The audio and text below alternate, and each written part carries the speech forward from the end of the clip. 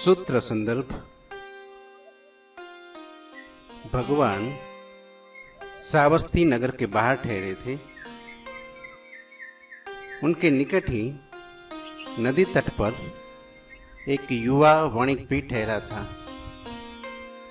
उसके पास 500 गाड़ियां थीं जो बहुमूल्य वस्त्रों और अन्य प्रसाधन सामग्रियों से भरी थी। वो श्रावस्ती में अपना सामान बेचकर खूब कमाई कर रहा था। उसके पास में ही भगवान ठहरे थे, लेकिन अब तक उसने उनकी ओर ध्यान भी नहीं दिया था। शायद दिखाई तो पड़े ही होंगे। हजारों भिक्षुओं का भी वहां निवास था, न दिखाई पड़े हो ऐसा तो नहीं। लेकिन उसके मन से संगति नहीं थी। जो धन की यात्रा पर निकला हो, उसका ध्यान की तरफ ध्यान नहीं जाता। जो अभी महत्वाकांक्षा से भरा हो, उसे सन्यासी दिखाई नहीं पड़ता। जिसके मन पर संसार के मेघ गिरे हो, उसे निर्वाण का प्रकाश दिखाई नहीं पड़ता। आच्छादित अपने ही मेघों में रहा होगा। भगवान पास ही ठहरे थे, लेकिन उसने ध्यान नहीं दिया था, या कभी कभार अगर ध्यान भी चला गया हो उसके बावजूद, तो सोचा होगा पागल है, तो सोचा होगा इन सबको क्या हो गया, तो सोचा होगा लोग कैसी कैसी व्यर्थ की बातों में उलझ जाते हैं, और हजार दलीलें दी होगी अपने मन को कि मैं ही भला, मैं ही स्वस्थ, मैं ही तर्कयुक्त। एक दिन नदी पर टहलता हुआ वो भविष्य की बड़ी बड़ी कल्पनाएं कर रहा था। सोचता था कि धंधा यदि ऐसा ही चलता रहा तो वर्ष भर में ही लखपति हो जाऊंगा, फिर विवाह करूंगा और अनेक सुंदरियों के चित्र उसकी आंखों में घूमने लगे, और ऐसा महल बनाऊंगा, वसंत के लिए अलग, हेमंत के लिए अलग, हर ऋतु के लिए अलग, और ये करूंगा और वह करूंगा। और जब ऐसे पूरे सेक्चुअलीपन में खोया था और कल्पनाओं के लड्डुओं का भोग कर रहा था, तब भगवान ने उसे देखा और वे हंसे। भगवान बैठे हैं एक वृक्ष के तले, उनके पास ही भिक्षु आनंद बैठा है। अकारण, बिना किसी बात के, बिना किसी प्रकट आधार के भगवान को हंसते देखकर आनंद चकित हुआ। उसने पूछा, भगवान आप हंसते हैं? न मैंने कुछ कहा, न आपने कुछ कहा, न यहाँ कुछ हुआ। अकारण क्यों हंसते हैं? किस कारण हंसते हैं? किस बात पर हंसते हैं? भगवान ने कहा, आनंद, उस युवा वणिक को देखते हो दूर नदी के तट पर? उसके चित्त की कल्पना तरंगों को देखकर ही मुझे हंसी आ गई। वो लंबी योजनाएं बना रहा है, किंतु उसकी आयु केवल सप्ताह भर की और शेष है। मृत्यु द्वार पर दस्तक दे रही है, पर उसे अपनी वासनाओं के कोलाहल के कारण कुछ भी सुनाई नहीं पड़ता। उसकी मूर्छा पर मुझे हंसी भी आती है और दया भी। भगवान की आज्ञा ले आनंद उस युवक के पास गए और उसे सन्निकट मृत्यु से अवगत कराया। मृत्यु की बात सुनते ही वो थर-थर कांपने लगा।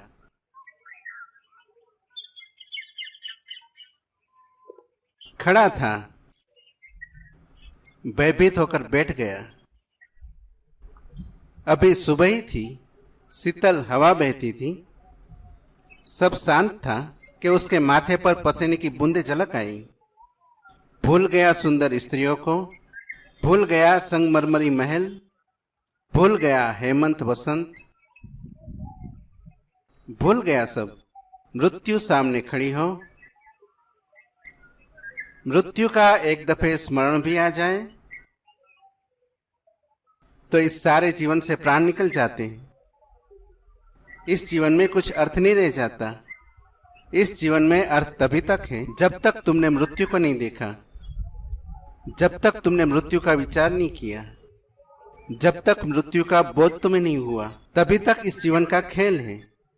तभी तक इन सपनों को फुलाए जाओ, तैराए जाओ नावे कागज की, बनाए जाओ कागज के महल। लेकिन जैसे ही मृत्यु का स्मरण आ जाएगा, सब ढह जाता है। बड़े उसके स्वप्न थे, अभी युवा था। बड़ी उसकी कामनाएं थी, जीवेशनाएं थी। बड़ा उसका संसार फैलाने का मन था। सब भूमि सात हो गया, सब खंडर हो गया। जो भवन कभी बने ही नहीं, वे खंडर हो गए। और जो सुंदर स्त्रियां उसे कभी मिली ही नहीं, वे तिरोहित हो गई। वे मन पर तैरते हुए इंद्रधनुष से ज्यादा न थे। मौत ने एक झपट्टा मारा और सब व्यर्थ हो गया। वह युवक बैठकर रोने लगा। आनंद ने उसे कहा, युवक उठ, मौत पर बात समाप्त नहीं हो जाती। भगवान के चरणों में चल, मौत के पार भी कुछ है। जीवन मौत पर समाप्त नहीं होता। असली जीवन मौत के बाद ही शुरू होता है। और धन्यभागी है वे जिन्हें इस जीवन में ही मौत दिखाई पड़ जाए, तो वो दूसरा जीवन इसी क्षण शुरू हो जाता है। संन्यास का और कुछ भी अर्थ भी नहीं है। जीते जी मौत की प्रतीति हो गई, साक्षात हो गया। जीते जी ये दिखाई पड़ गया कि मरना होगा, कि मृत्यु आती है। क्या फर्क पड़ता है 7 दिन बाद आती है कि 7 वर्ष बाद आती है कि 70 वर्ष बाद आती है? मृत्यु है। ये तीर चुभ जाए हृदय में तो संसार व्यर्थ हो जाता है और संन्यास सार्थक हो जाता है। आनंद ने उसे संभाला और कहा, हार मत, थक मत। मौत से कुछ भी मिटता नहीं। मौत से वही मिटता है जो झूठ था। मौत से वही मिटता है जो भ्रामक था। मौत से सिर्फ सपने मिटते, सत्य नहीं मिटता। घबरा मत, उठ। वह युवक भगवान के चरणों में आया। मृत्यु सामने खड़ी हो तो बुद्ध के अतिरिक्त और कोई मार्ग भी तो नहीं। मृत्यु न होती तो शायद बुद्धों के चरणों में कोई जाता ही नहीं। मृत्यु न होती तो मंदिर न होते, मस्जिद न होती, गुरुद्वारे न होते। मृत्यु न होती तो धर्म न होता। मृत्यु है तो धर्म का विचार उठता है। मृत्यु जगाती है, चेताती है। मृत्यु अलार्म का काम करती है, नहीं तो तुम्हारी मूर्छा बनी ही रहती। जरा सोचो, एक ऐसा समय जब मृत्यु न होती, फिर कौन प्रार्थना करेगा, कौन ध्यान करेगा, किस लिए करेगा? मृत्यु अपूर्व है। मृत्यु अमंगल नहीं है, ख्याल रखना। मृत्यु में मंगल छिपा है। अगर तुम मृत्यु को ठीक से समझ लो तो उसी से तुम्हारे जीवन में आमूल क्रांति हो जाएगी। मृत्यु दुश्मन नहीं है, जीवन भला दुश्मन हो। मृत्यु तो मित्र है, क्योंकि मृत्यु जगाती है, जीवन सुला देता है। जीवन में तो तुम सोए सोए चलते रहते हो। मौत आती है, झकझोर देती है, झंझावात की तरह आती है, सब धूल जड़ जाती है। विचार की, वासना की, तुम चौंक कर खड़े हो जाते हो। पुनः विचार करना होता है, फिर से सोचना पड़ता है, फिर से जीवन के आधार रखने होते हैं। किसी दूसरे जीवन के आधार रखने होते हैं जिसे मौत न मिटा सके। उस जीवन का ही नाम तो मोक्ष है, जिसे मौत न मिटा सके। संसार और निर्वाण का इतना ही अर्थ है। संसार ऐसा जीवन जिसे मौत छीन लेती है, और निर्वाण ऐसा जीवन जिसे मौत नहीं छीन पाती। संसार ऐसा जीवन जो आज नहीं कल हाथ से जाएगा ही। उसको बनाने में जितना समय लगाया व्यर्थ गया।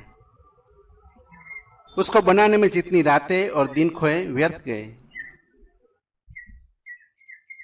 एक ऐसा भी जीवन है जहाँ मृत्यु असमर्थ है, जहाँ मृत्यु का कोई प्रवेश नहीं। वही निर्वाण का जीवन है। मृत्यु द्वार पर खड़ी हो तो अब युवक करता भी क्या? गया बुद्ध के चरणों में।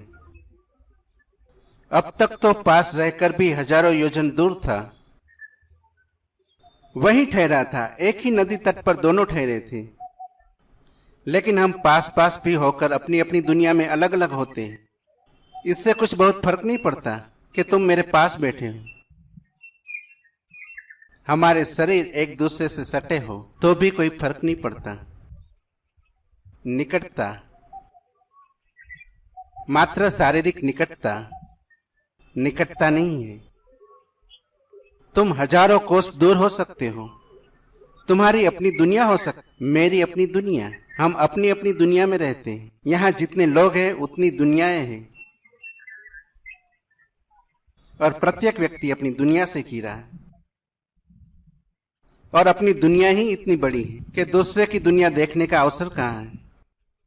अब तक तो बुद्ध के पास ही ठहरकर हजारों योजन दूर था।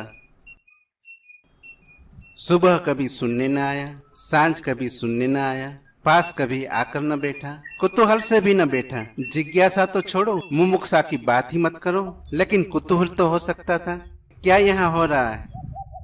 लेकिन जिसका मन उलझा हो वासना में, वो एक क्षण भी व्यर्थ नहीं खोना चाहता। वासना पूरी कर लो, उतनी देर में तो थोड़ा और धन निर्मित होगा, थोड़ा सामान और बिकेगा, थोड़ी तिजोरी और भरेगी। उतना समय व्यर्थ मत करो। जिनके मन में वासना प्रगाढ़ है, वे किसी को ध्यान करते देखकर कहते हैं, क्या पागलपन की बात कर रहे हैं, क्यों समय गंवा रहे हो। समय धन है, समय से धन कमा लो। वे कहते हैं टाइम इज मनी। उनके मन में एक ही भगवान है, धन। धन जितना कमा लो उतना ही सार है। यह युवक निकलता रहा होगा उसी आम्रकुंज के पास से ही जहां बुद्ध ठहरे, जहां वो अपूर्व दिया जल रहा था, लेकिन उसे रोशनी दिखाई न पड़ी थी। आंखें अंधी हो, सूरज भी निकले तो क्या फर्क पड़ता है।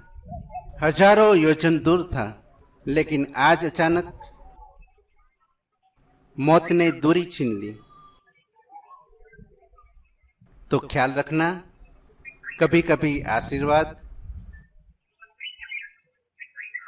अभिशाप के रूप में आते हैं।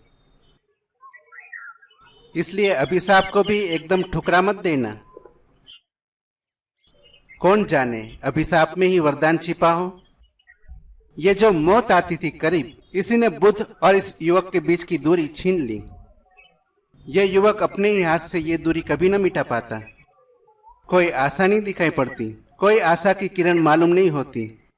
यह युवक तो ऐसे ही जीता और ऐसे ही समाप्त हो जाता। इस मौत ने अपूर्व क्रांति कर दी। इस मौत ने उसके सब पुराने जाल को तोड़ दिया। 7 दिन, बस केवल 7 दिन। अब 7 दिन में न तो महल बनाए जाते, न सुंदरियां खोजी जाती, न कोई अर्थ रहा। सिर्फ 7 दिन के लिए कौन इतनी झंझट लेता। आदमी तो इस भ्रांति में जीता है कि हम सदा रहेंगे। सदा रहने की भ्रांति में ही तो हम सब कुछ करते हैं। हम दुनिया में ऐसे रहते हैं जैसे हमें जाना नहीं। ईंच ईंच जमीन के लिए लड़ते हैं, रत्ती रत्ती धन और पद के लिए लड़ते हैं। ठहरे धर्मशाला में और इस तरह ठहर जाते हैं जैसे अपना घर है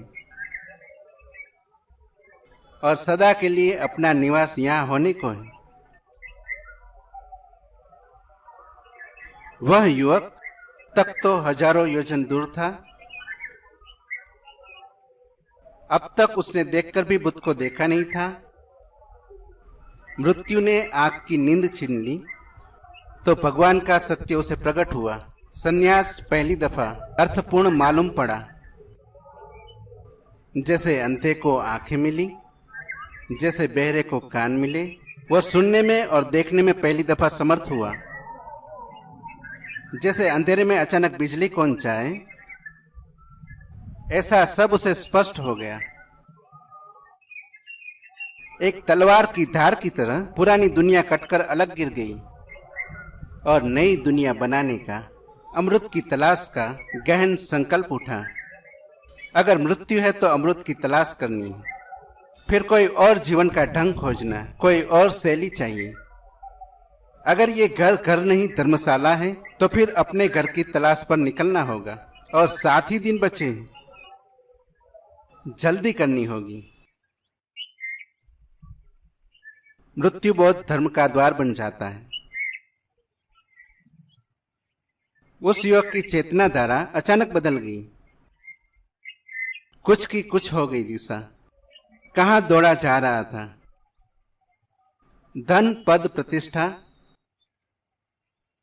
अचानक गंगा ने मोड़ ले लिया।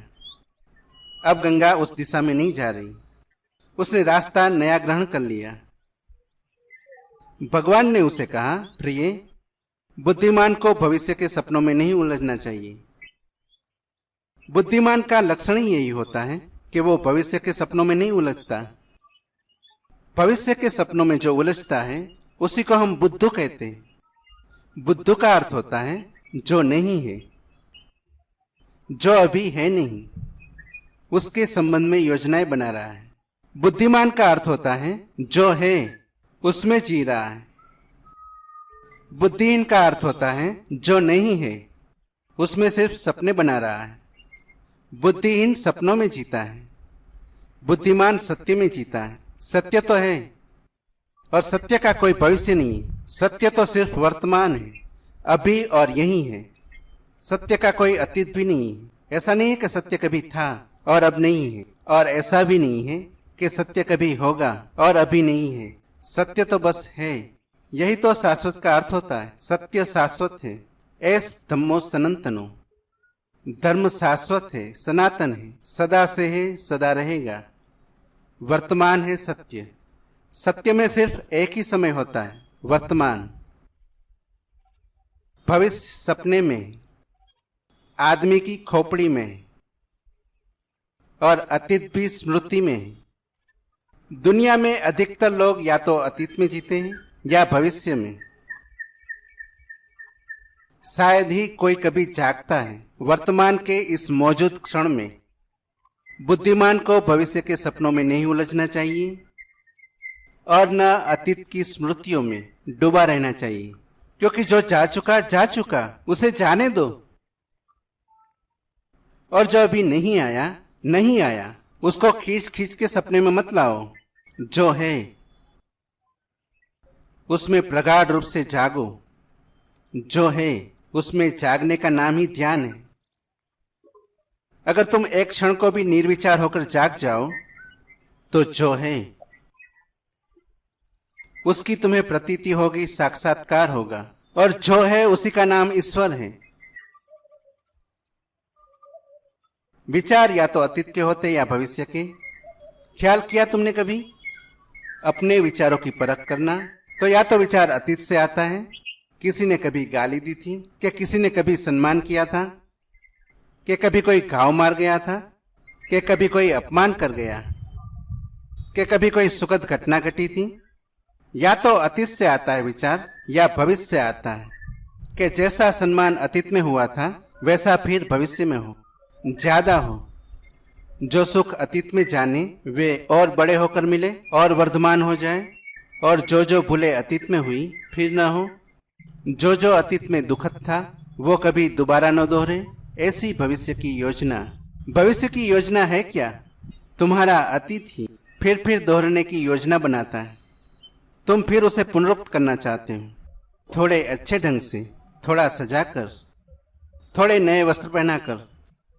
कांटे कम कर देना चाहते हो, केवल फूल बढ़ा देना चाहते हो, लेकिन वो तुम्हारा अतीत ही है, सजा बजा।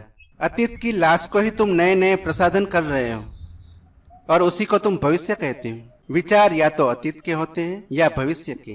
विचार वर्तमान में होता ही नहीं। विचार वर्तमान में हो ही नहीं सकता।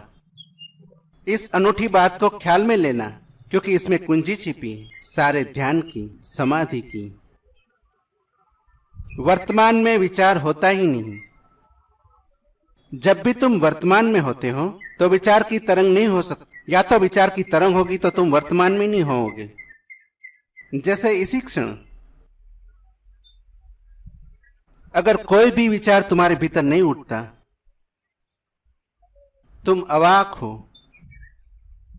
चुप और सन्नाटे में हो और भीतर एक शून्य है, तो तुम वर्तमान में हो। वर्तमान का जरा सा भी स्वाद परम आनंद से भर जाता है।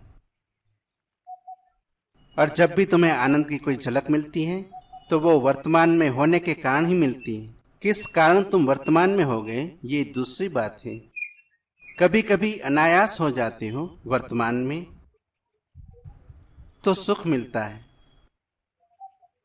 ध्यान योग का इतना ही अर्थ है कि तुम सायास जानबूझकर वर्तमान में होने का आयोजन करते हो।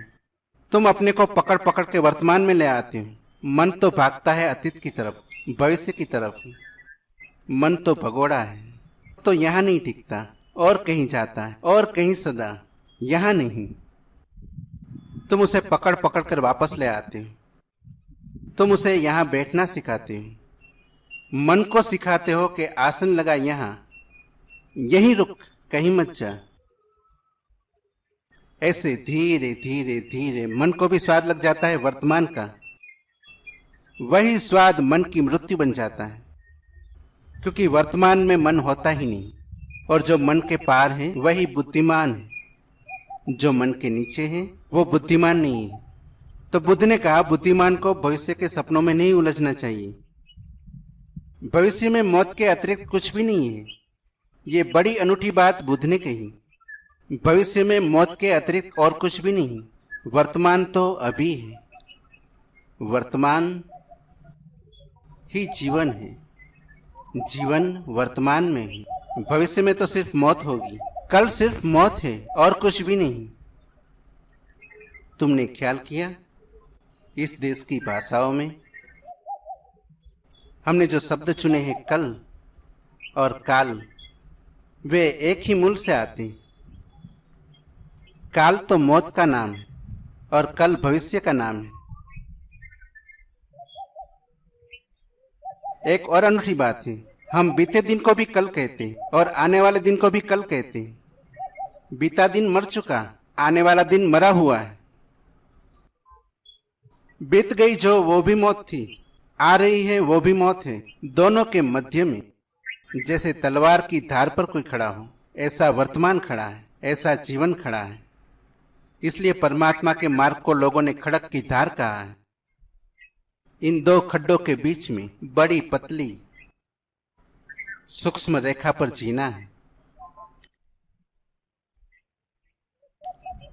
यह भी तुमने ख्याल किया कि काल मौत का भी नाम है और काल समय का भी नाम है।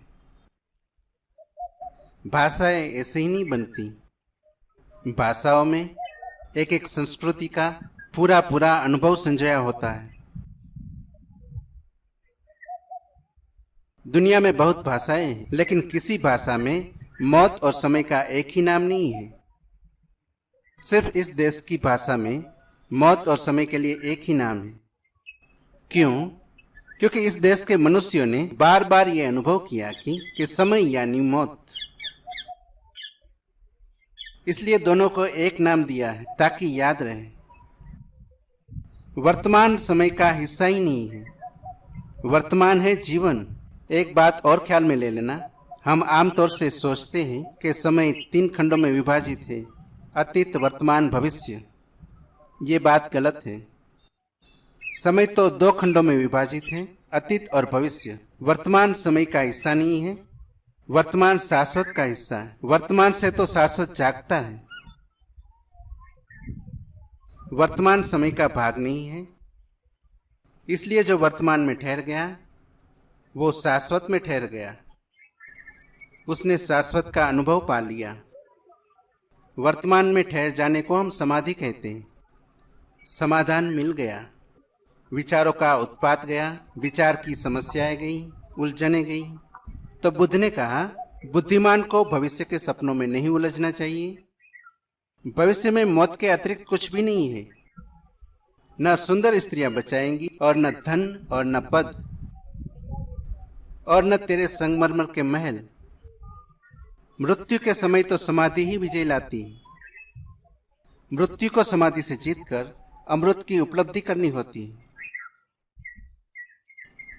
एक ही चीज जीतती है, समय को, समाधि।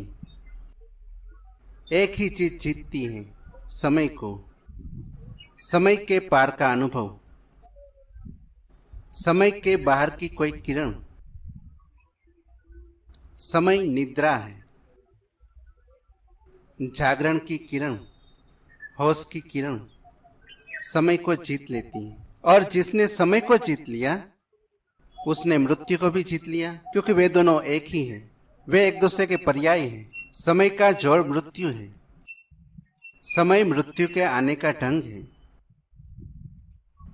तुम जिस दिन पैदा हुए उसी दिन से मर रहे हो, हालांकि तुम उसको जीवन कहते हो। जिस दिन से पैदा हुए उस दिन से सिवाय मरने के और तुमने कुछ भी नहीं किया। एक बात सतत हो रही है कि तुम मर रहे हो, मरते जा रहे हो। एक दिन बीता, एक दिन और मर गए। एक वर्ष बीता, एक वर्ष और मर गए। तुम हर वर्ष जन्मदिन मनाते हो। उसे जन्मदिन नहीं कहना चाहिए, उसे मृत्यु दिन कहना चाहिए, क्योंकि जन्म तो उससे दूर होता जा रहा है, मृत्यु करीब आ रही है। एक वर्ष और मर जाता है, तुम उसको जन्मदिन कहते हो। तुम एक वर्ष और मर चुके, अब तुम्हारी जिंदगी और थोड़ी बची, तुम्हारा और एक हिस्सा मर गया। अब तुम इतने जीवित नहीं हो जितने एक वर्ष पहले थे। जैसे ही बच्चा माँ के पेट से पैदा हुआ, मरना शुरू हो गया। 70 साल लगेंगे मौत को आने में, धीरे धीरे आती है। लेकिन समय मौत के आने का ढंग है। समय समझो कि मौत का वाहन है। समय के वाहन पर सवार होकर मौत आती है, तो समय तो मौत की सेवा में संलग्न है। और जब तक तुम समय में जीते हो तब तक तुम मौत के अंतर्गत रहोगे, तब तक मौत का तुम पर कब्जा रहेगा। समाधि का अर्थ होता है समय के पार हो जाना। इसलिए सारे शास्त्र, सारे जगत के शास्त्र एक बात कहते हैं, समाधि है समय के पार हो जाना।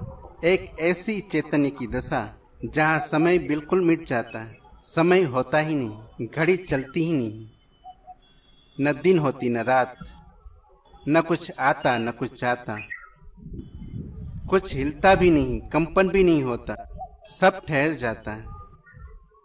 जिससे उसका एक शिष्य पूछता है मरने के एक दिन पहले, क्या आपके स्वर्ग के राज्य में खास बात क्या होगी? और जीसस ने जो उत्तर दिया वो बड़ी हैरानी का है। शिष्य ने तो सोचा भी ना होगा कि ऐसा उत्तर मिलेगा। शिष्य ने सोचा होगा कि जीसस कहेंगे बड़ा महासुख होगा, आनंद होगा, शराब के चश्मे बहेंगे, सुंदर अप्सराएं उपलब्ध होगी, कल्प वृक्ष होंगे, उनके नीचे तुम बैठना और मजे करना।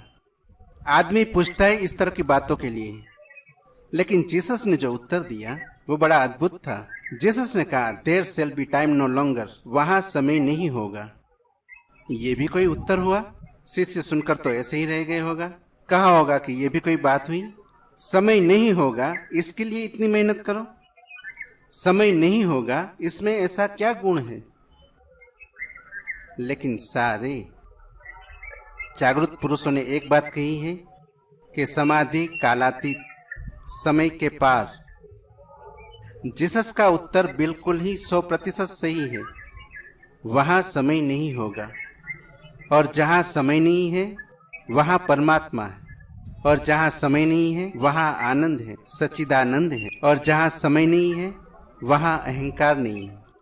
जहां समय नहीं है वहां दुख नहीं, क्योंकि वहां मृत्यु नहीं, मृत्यु की छाया ही दुख है। जहां समय नहीं है वहां कोई कंपन नहीं, कोई चिंता नहीं, वहां सब शांति है। वहां कोई अंधड़ नहीं चलती है चिंताओं की, वहां परम मौन है। समय नहीं है ऐसा कहकर जीसस ने समाधि का मौलिक लक्षण कह दिया, समाधि की परिभाषा कर दी। तो बुद्ध ने कहा मृत्यु को जीतना हो तो समाधि के अतिरिक्त और कोई मार्ग नहीं है। वह युवक भगवान के चरणों में ही रुक गया। उसने लौटकर भी वो 500 गाड़ियां जो नदी तट पर सामानों से भरी खड़ी थी उनकी तरफ फिर नहीं देखा। कैसी क्रांति हुई। अभी एक दिन पहले वे गाड़ियां ही सब कुछ थी, उनमें भरा हुआ सामान ही सब कुछ था। रात सो भी नहीं पाता था, वही चिंता पकड़े रहती थी। कोई चोर चोरी न कर ले, कोई नौकर धोखा न दे जाए। रात में उठ आता था, देख आता था, चक्कर मार आता था। जिनके पास है वो कहाँ सो पाते हैं, जिनके पास नहीं है वे चाहे शांति से सो भी जाए, जिनके पास है वे तो सो ही नहीं पाते। रात कई बार अपनी बसनी को पकड़ लेता था, फिर देख लेता होगा कि कोई चोरी तो नहीं होगी, कोई झंझट तो नहीं होगी। रात भर गणित बिठाता होगा, कैसे बिक्री करनी, कहाँ बिक्री करनी। उन गाड़ियों में ही उसका सारा संसार था। आज बात बदल गई। बात बदलती है तो ऐसे ही बदलती है। आज सारी चाल बदल गई, जीवन का ढंग बदल गया। अब तक उसने बुद्ध की तरफ न देखा था, अब जब बुद्ध की तरफ देखा तो गाड़ियों की तरफ न देखा। उसके नौकर चाकर भी आए, उसके सेवक आए, उसके मुनीम आए। उन्होंने कहा, मालिक आपको क्या हो गया, आप लौट चले, बाजार जाने का समय हो गया।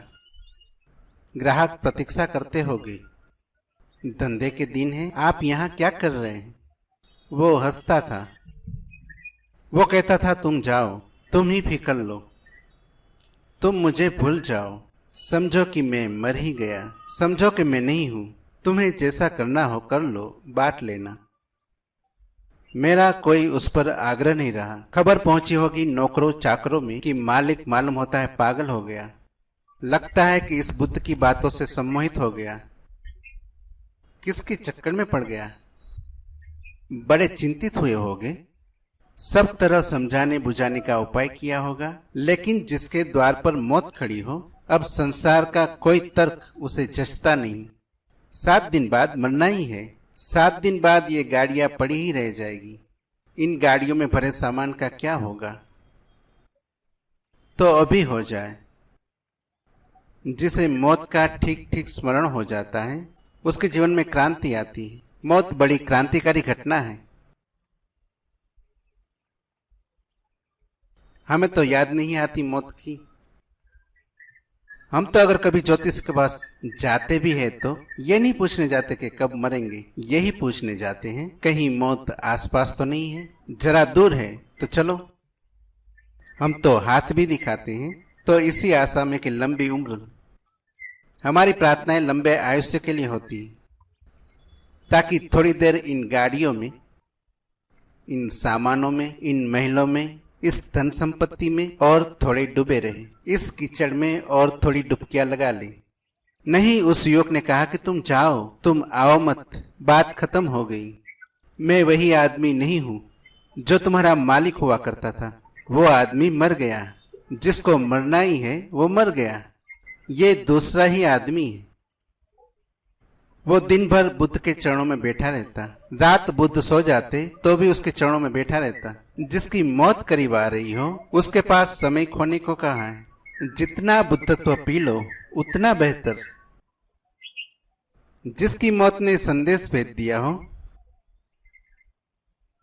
अब सोने की भी फुर्सत कहाँ है। सो लेंगे फिर 7 दिन के बाद जितना सोना होगा।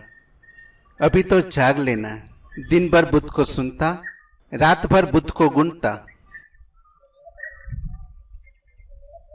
वह युवक बुद्ध के चरणों में ही रुक गया और 7 दिनों बाद जब मरा तो श्रोतापत्ति फल को पाकर मरा। श्रोतापत्ति फल का अर्थ होता है जो ध्यान की धारा में प्रविष्ट हो गया, जो उतर गया ध्यान की धारा में, जो जीवन के मूल स्रोत में उतर गया। श्रोतापत्ति जीवन का मूल स्रोत ध्यान है। हम ध्यान से आए हैं और ध्यान में ही हमें जाना है। हम समाधि से उत्पन्न हुए हैं, हम समाधि की तरंग है और हमें समाधि में ही लीन हो जाना है। हम जिस सागर से आए हैं उसी सागर में हमें फिर वापस मिल जाना है। इस भावबोध को कहते हैं श्रोतापत्ति। कि मैं लहर मात्र हूँ, मेरा अलग कुछ होना नहीं है। मैं सागर के साथ एक हूँ और जिस सागर से आना हुआ है उसी में वापस लौट जाना है। इसलिए मैं व्यर्थ के उधेड़ बुन में न पड़ूं, मैं कोई चिंताएं न लूं। मैं हूं ही नहीं तो चिंता कैसी, मेरा होना अलग है ही नहीं। ये जो विराट लीला चल रही है, ये जो विराट अस्तित्व घूम रहा है, मैं इसकी एक तरंग हूँ। फिर कैसी चिंता? चिंता तो तभी पैदा होती है जब मैं सोचता हूँ मैं अलग तलक, मेरे ऊपर जिम्मेवारी, मैं करूँ तो ऐसा, मैं न करूँ तो वैसा न हो जाए, मैं ऐसा करूँ तो जीतूं, ऐसा करूँ तो हार जाऊं, ऐसा करूँ तो सम्मान मिले, ऐसा करूँ तो अपमान मिले। इसमें सफलता, इसमें विफलता, इसमें हार, इसमें जीत, तो हजार चिंताएं होती। कैसी जीत, कैसी हार। इस विराट के साथ हम एक हैं, ऐसी प्रतीति जिसको हो गई उसको कहते हैं श्रोतापत्ति। वो युवक मरने से पहले श्रोतापत्ति फल को पाकर मरा। वो युवक धन्यभागी था। मृत्यु के पहले ध्यान की धारा में जो प्रविष्ट हो जाते हैं उनसे बड़ा और कोई धन्यभाग नहीं। क्यों? क्योंकि मृत्यु के पहले जिन्होंने ध्यान को जान लिया फिर उनकी मृत्यु होती नहीं। शरीर ही मरता है, अहंकार ही मरता है, मन मरता है, लेकिन वे नहीं मरते। जिन्होंने मृत्यु के पहले ध्यान नहीं जाना उनकी मृत्यु होती है, क्योंकि वे शरीर के साथ अपने को एक समझे बैठे हैं। जब शरीर मरता है तो वे समझते हैं कि हम मरे। वे मन के साथ अपना तादात्म्य किए बैठे। जब मन बिखरने लगता है और मन सूखे पत्तों की तरह वृक्ष से गिरने लगता है तब वे चित्कार करते हैं। उनकी पीड़ा इतनी सघन हो जाती है कि वे मूर्छित हो जाते हैं। लोग मूर्छित मरते हैं। शरीर को जाते देखकर, मन को जाते देखकर उनका होश खो जाता है। पीड़ा इतनी सघन होती है, इस टूटने की इतने जुड़े थे और इसी को जीवन जाना था। जीवन को जाते देखकर वे बेहोश हो जाते हैं। लोग बेहोश मरते हैं, इसलिए मरने का जो एक अमूल्य अनुभव है वो चूक जाते। काश कोई होश में मर सके तो पता चलता है कि जो तुम्हारे भीतर बसा है वो तो कभी मरता ही नहीं। देह मरती है, मन मरता है, तुम नहीं मरते। तुम शाश्वत हो, तुम सदा से हो। जो सदा से है उसी के अंग हो। तुम्हारी मृत्यु हो भी नहीं सकती, कोई उपाय नहीं है। श्रोतापत्ति फल को पाकर ये युवक मरा। शास्त्र कहते हैं धन्यभागी था, क्योंकि मृत्यु के पहले ध्यान की धारा मिल जाए तो और क्या धन्यभाग। अभागे हैं वे जो जीते तो है और ध्यान को कभी नहीं जान पाते। अभागे हैं वे जो कभी श्रोतापत्ति को उपलब्ध नहीं होते। धन कमा लेते हैं, राज्य बना लेते हैं और भीतर दरिद्र के दरिद्र मर जाते। मौत आती है तो बेहोश हो जाते, मौत को देख नहीं पाते। जिसने मौत को देख लिया उसने जीवन के सार को देख लिया, क्योंकि मौत की स्थिति में जीवन की परिपूर्ण सार्थकता प्रकट होती है। इसे ऐसा समझो जैसे अंधेरी रात में तारे चमकते, दिन में तो नहीं चमकते। दिन में तुम आकाश की तरफ देखो, तारों का पता नहीं चलता है। तारे तो वही हैं, कहीं गए नहीं हैं। ऐसा मत सोचना कि तारे दिन में कहीं चले जाते हैं, रात फिर आ जाते हैं। तारे तो वही हैं, लेकिन दिन में दिखाई नहीं पड़ते, पृष्ठभूमि नहीं है। रोशनी को देखने के लिए अंधेरे की पृष्ठभूमि चाहिए। इसलिए तो हम काले तख्ते पर सफेद खड़िया से लिखते ताकि दिखाई पड़ जाए। सफेद दीवार पर नहीं लिखते, लिखेंगे तो सफेद दीवार पर भी लिख जाएगा लेकिन दिखाई न पड़ेगा। जीवन में जीवन का पता नहीं चलता। मौत की अंधेरी रात जब सब तरफ से घेर लेती है तो जीवन का तारा चमकता है। जो धन्यभागी हैं, जो होश से मरते हैं, क्योंकि मौत की काली पृष्ठभूमि में, मौत के ब्लैक बोर्ड पर उभर के आ जाता है जीवन। जीवन की किरण बिल्कुल प्रकट होकर दिखाई पड़ती है। साफ साफ दिखाई पड़ता है कि शरीर मरण धर्मा है, मन मरण धर्मा है, मैं नहीं। लेकिन इस मैं में अब कोई मैं भाव भी नहीं होता। इसमें कोई अस्मिता नहीं होती, कोई अत्ता नहीं होती। इसलिए बुद्ध ने इस अवस्था को अनत्ता कहा है, अनात्मा कहा है। इसमें यह भी भाव नहीं होता कि मैं हूँ, सिर्फ होना मात्र होता है। और होना इतना शुद्ध होता है कि उस पर कोई रेखा नहीं खींची जा सकती। क्या कोई सीमा नहीं बनाई जा सकती, कोई परिभाषा नहीं, अपरिभाष्य। शास्त्र कहते हैं सुबह का भूला सांझ को भी घर आ जाए तो भूला हुआ नहीं कहलाता। ये 7 दिन पहले घर आ गया, देर से आया, खूब देर करके आया, लेकिन देर से भी कोई आ जाए तो भी आ गया। सुबह का भूला सांझ भी घर आ जाए तो भूला नहीं कहलाता। आ तो गए, देर से ही सही, भटक कर ही सही, लेकिन आ तो गए, समय के पूर्व आ गए। उस युवक की मृत्यु एक दर्शन बन गई, एक साक्षात्कार। उस युवक ने मृत्यु का भी उपयोग कर लिया। और अधिक लोग तो जीवन का भी उपयोग नहीं कर पाते। मूर्छित हो तो जीवन भी असार है, जागृत हो तो मृत्यु भी असार नहीं है। और ये सब घट गया केवल 7 दिनों में। तो ऐसा मत सोचना कि वर्षों मेहनत करे तब घटता है, और ऐसा भी मत सोचना कि 7 दिन में ही घट जाएगा। समय से इसका कोई संबंध नहीं। त्वरा, तेजी, सघनता की बात है, इंटेंसिटी। त्वरा हो तो एक क्षण में भी घट जाता है, और त्वरा न हो तो जन्मों जन्मों में भी नहीं घटता। मेरे पास कभी कोई आ जाता है, पूछता है ध्यान कितने दिन में लगेगा। मैं उससे कहता हूं तुम पर निर्भर है, ध्यान पर निर्भर नहीं है। ध्यान कोई ऐसी जड़ बात थोड़ी है कि इतने दिन में लगेगा। ध्यान तो तुम्हारी त्वरा पर निर्भर है। उससे मैं सदा ईसप की एक कहानी कहता हूं। ईसप एक रास्ते से जा रहा है, बूढ़ा हो गया, और एक युवक रास्ते पर आता है, वो भी उसके साथ हो लेता है। और वो युवक पूछता है कि नगर कितनी दूर है, मैं कितनी देर में पहुंच जाऊंगा। ये सब जैसे सुनता ही नहीं, जैसे बहरा हो। वो युवक जोर से पूछता है, सोचता है कि बूढ़ा शायद बहरा है। वो जोर से पूछता है कि आपने सुना नहीं महानुभाव, मैं पूछता हूँ नगर कितनी दूर है और हम कितनी देर में पहुंच जाएंगे। फिर भी ये सब ऐसे ही सुनता है जैसे कभी नहीं सुना। ये देखकर कि ये महाबधिर है, वो युवक तो तेजी से आगे बढ़ जाता है। वो कोई 50 कदम आगे गया है कि ईसप ने चिल्लाया कि रुको भाई, 1 घंटा लगेगा। वो युवक बोला अचानक, आप जिंदगी में वापस लौट आए, आप कहाँ चले गए थे? मैं 2 बार पूछा, चिल्ला कर पूछा। उसने कहा कि जब तक तुम्हारी चाल न देख लूं कैसे कहूं। गांव की दूरी, गांव में कब तक पहुंचोगे, तुम्हारी चाल पर निर्भर है। अभी मैंने तुम्हारी चाल देख ली, तेज है चाल, घंटे भर में पहुंच जाओगे। मेरी बात पूछते हो तो मैं तो 3 घंटे लगेंगे, बूढ़ा आदमी हूं। समय की बात नहीं, त्वरा की बात है। और ये सब घट गया केवल 7 दिनों में। त्वरा का प्रश्न है, समय का नहीं।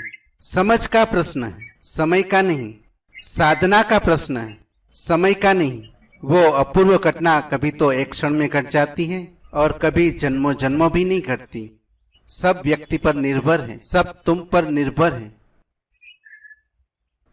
कितनी प्यास, कितना प्रयास,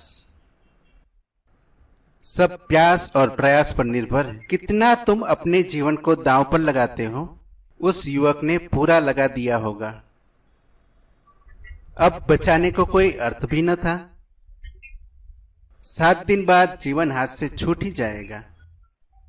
उसने पूरा ही दांव पर लगा दिया होगा। हम लगाते हैं दांव पर तो बड़ी कंजूसी से लगाते हैं।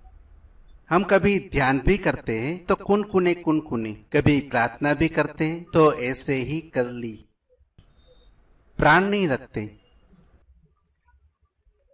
उस पर सारा जीवन निर्भर है, ऐसा भाव नहीं करते। हमारे भाव में सघनता नहीं होती। कर लिया, जैसे कर्तव्य था, कर लिया। इस युवक में ये क्रांति इसलिए घट सकी क्योंकि 7 दिन बाद मौत खड़ी थी। अब गंवाने को भी कुछ न बचा था, कमाने को भी कुछ न बचा था। उसने सब दांव पर लगा दिया। सर्वस्व 100% उबल गया होगा। उस उबलने से ही वाष्पीभूत हो जाता है कोई। उस युवक से ही भगवान ने ये गाथाएं कही थी। ये गाथाएं समझने की कोशिश करना, समझना जैसे तुमसे ही कही है, क्योंकि मौत तो सभी की आनी है। और समझना, ये जो योजना इस युवक ने बनाई ये तुम भी बनाते हो। इस युवक को अपने से भिन्न मत मानना, ये तुम्हारा प्रतीक है, यही तुम कर रहे हो। बैलगाड़ियां ना होगी, बैलगाड़ियों में भरा सामान ना होगा तो गोदाम में भरा होगा।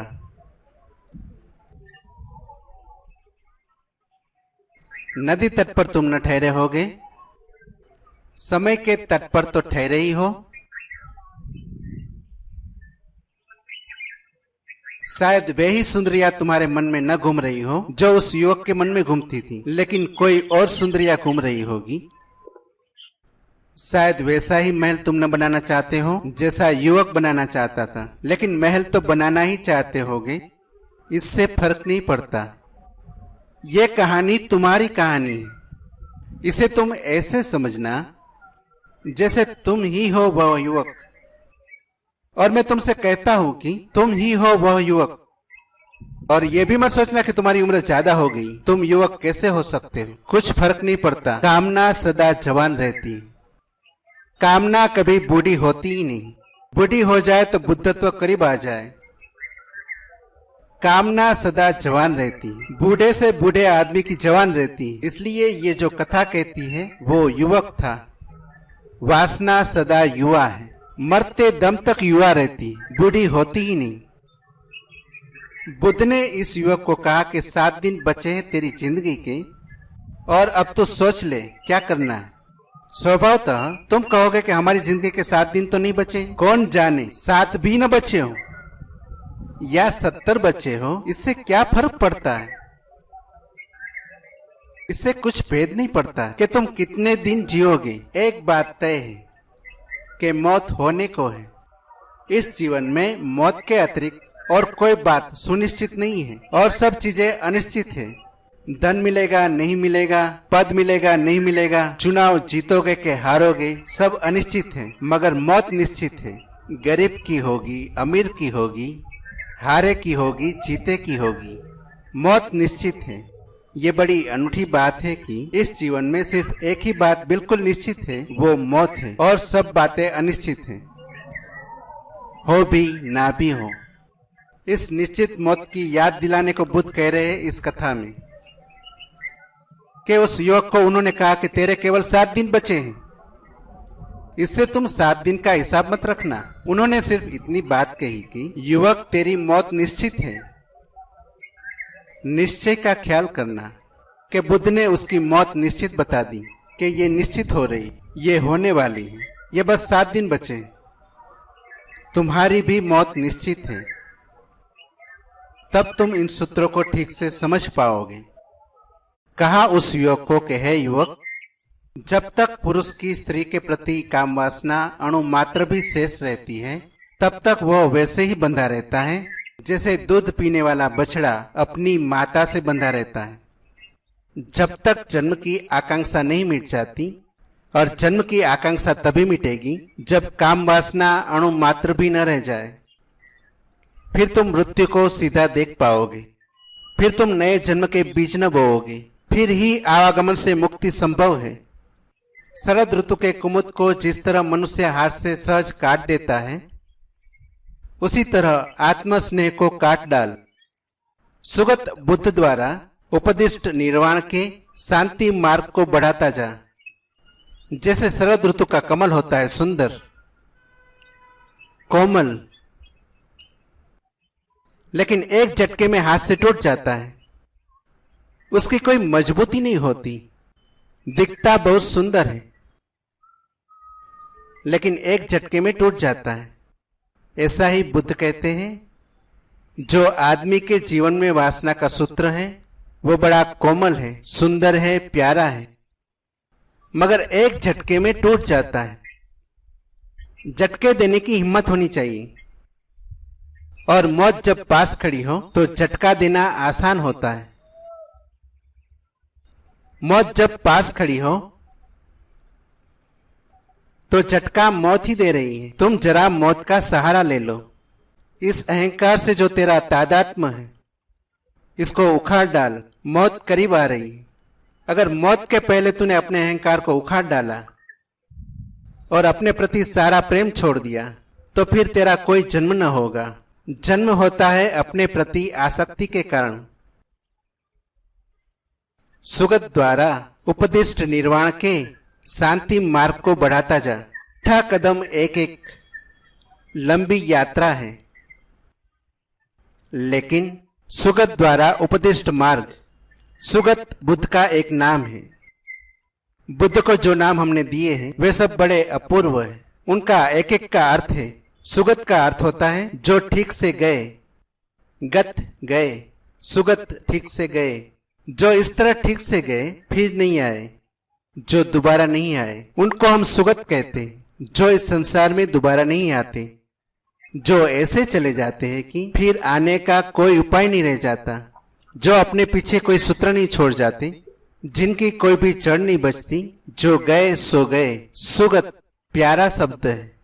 जो सुगत हो गया वो निर्वाण को उपलब्ध हो गया।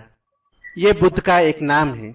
बुद्ध कहते हैं सुगत के द्वारा उपदिष्ट निर्वाण के शांति मार्ग को बढ़ाता जा। बुद्ध कहते हैं मैं तो चला ही गया, इसलिए मैं तुझे सजग करता हूं, जगाता हूं। मैंने ये कमल आत्म मोह का तोड़ डाला एक झटके से, और मैंने भी जब तोड़ा था मौत ही मेरे सामने खड़ी हुई थी।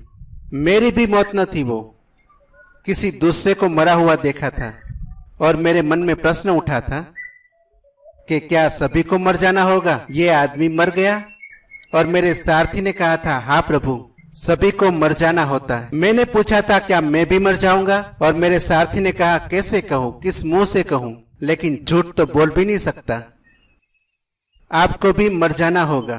तब मैंने अपने रथ को, जो युवक महोत्सव में भाग लेने जा रहा था, वापस लौटा लिया था। उस रात में घर से भाग गया था, क्योंकि जब मरना ही है तो फिर क्या युवक महोत्सव, फिर क्या राग रंग। वहां नगर के सारे युवक और युवतियां इकट्ठे हुए थे। वो वर्ष का युवकों का उत्सव था। उस दिन रात भर पीना पिलाना चलता था, नाच गान चलता था। वो लौट आए थे, वो उसी दिन बूढ़े हो गए, उसी दिन मौत हो गई। तो बुद्ध ने कहा मैं तो तोड़ चुका इस कमल को, बहुत सुंदर था लेकिन मजबूत नहीं है। जरा हिम्मत हो तो टूट जाता है। और जब मौत पास खड़ी हो, और तेरे तो इतनी पास खड़ी है युवक, मैंने तो दूसरों की मौत में अपनी मौत देखी थी, तेरी मौत तो बिल्कुल पास खड़ी है, तेरी ही मौत खड़ी है। तू तोड़ डाल इस आत्ममोह को, तू भी ठीक से गया हुआ हो जा, तू भी ऐसा जा कि फिर न लौटे।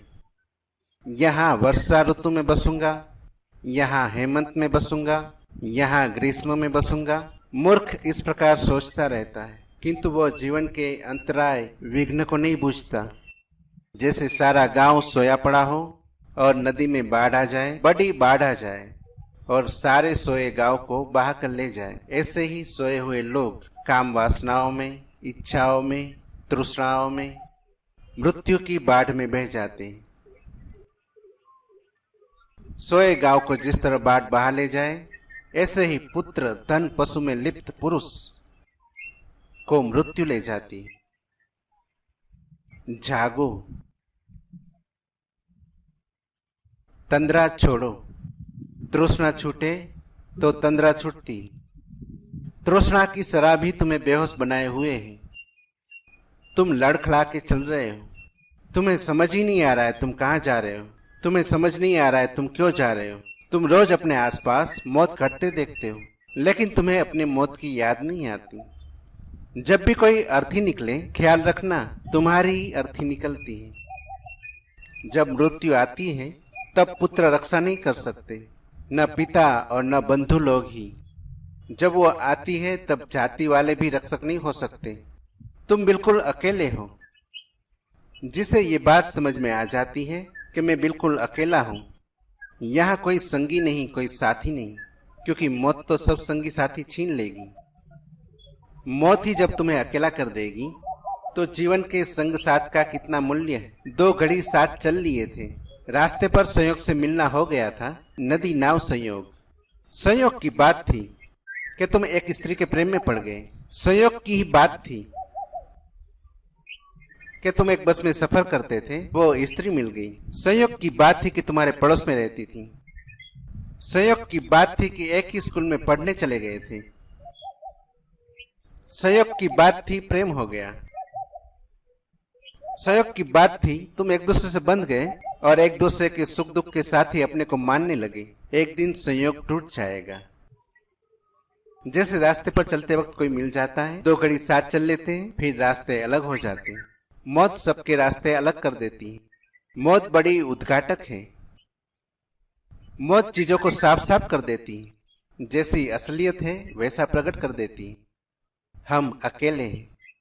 यहाँ अकेलापन मिटता ही नहीं, न प्रेम से, न मैत्री से, किसी चीज से नहीं मिटता। हम अकेले ही बने रहते हैं। हम चेष्टा कर लेते हैं मिटाने की, अकेलेपन को भुलाने की, लेकिन तुमने कभी ख्याल नहीं किया। कभी तुम्हें याद नहीं आती किसी क्षण में कि हम बिल्कुल अकेले हैं। पत्नी पास बैठी है और तुम अकेले हो। बेटा पास खेल रहा है और तुम अकेले हो। पिता पास बैठे हैं और तुम अकेले हो। परिवार में बैठे बैठे कभी तुम्हें ये याद आई नहीं कि तुम बिल्कुल अकेले हो। कौन किसका साथी। और इसका ये मतलब नहीं है कि बुद्ध कह रहे हैं कि पत्नी का कोई दोष है कि तुम्हें साथ नहीं दे रही। पत्नी भी अकेली है। बुद्ध कहते हैं अब तू जाता एक लंबी यात्रा पर, अकेला रहेगा। अभी से बीच बो डाल इस बात के कि खोजने योग्य तो निर्वाण है, कि खोजने योग्य अपने भीतर का अंतस्थल है, कि खोजने योग्य तो एक ही बात है। वो बात है सब बाती जीवन की वासना से मुक्त हो जाना, सब तृष्णा से मुक्त हो जाना। इस बात को समझकर पंडित और सिलवान पुरुष को निर्वाण की ओर जाने वाले मार्ग की खोज में लग जाना चाहिए और तुरंत अपने भीतर सफाई करने लगना चाहिए, ताकि उस मार्ग के संबंध में समझ गहरी हो सके। मार्ग तो है, लेकिन हमारे मन साफ सुथरे नहीं, इसलिए दिखाई नहीं पड़ता। क्षिप्त में विशोध है, उसका विशोधन करना होगा, खोजना होगा, साफ सुथरा करना होगा। शायद जन्मों जन्मों की तृष्णा के कारण रास्ता टूट फूट गया। शायद जन्मों जन्मों की वासना के कारण कूड़ा करकट से रास्ता दब गया है। शायद जन्मों जन्मों से तुम उस अपने भीतर के मार्ग पर गए नहीं, अवरुद्ध हो गया। झाड़ झंखाड़ उग गए। उस रास्ते को साफ करना चाहिए। ध्यान उस रास्ते को साफ करने की विधि है। और जब रास्ता साफ हो जाता है और तुम ध्यान के मार्ग से अपने भीतर, अपने आखिरी केंद्र पर पहुंच जाते हो, जिसके पार कुछ भी नहीं है, तो समाधि है। ध्यान है मार्ग, समाधि है मंजिल। मृत्यु को देखकर व्यक्ति को ध्यान में लग जाना चाहिए और समाधि को पाने की एक ही अभिप्सा बची, सब उस पर दाव लगा देना चाहिए। धन्य भागी है वे जो ध्यान की दशा में चल पड़े, जो ध्यान की दिशा में उन्मुख हो गए। और उनके भाग्य का तो कहना क्या, जो समाधि को उपलब्ध हो जाते। ये सूत्र तुमसे कहे गए, ये सूत्र एक एक तुमसे ही कहे गए हैं। ये संदर्भ तुम्हारा संदर्भ है।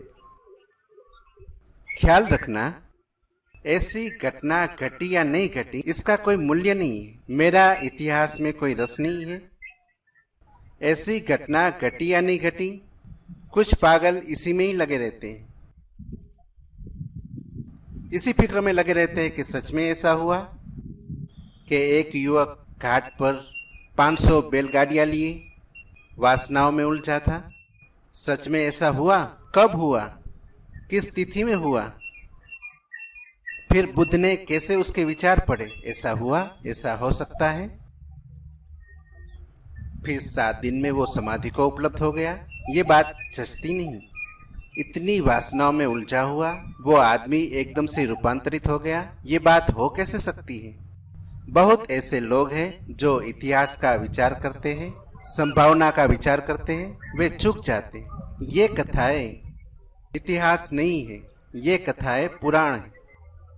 पुराण और इतिहास में फर्क है। इतिहास का मतलब होता है जो हुआ, पुराण का अर्थ होता है जो अभी भी हो रहा है।